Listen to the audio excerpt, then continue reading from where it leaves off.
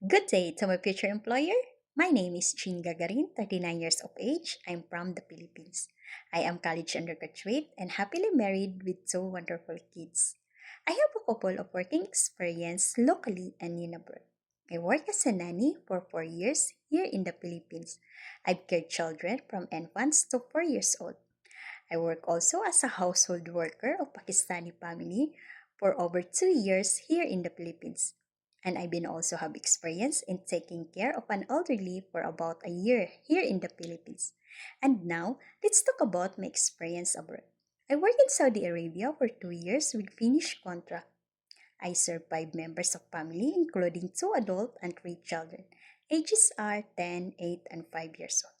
My main duties are taking care of the children, such as preparing food and feeding the children, bathing and dressing, sending and pitching them up to school, help their homework, indoor and outdoor play, and giving them full care and attention.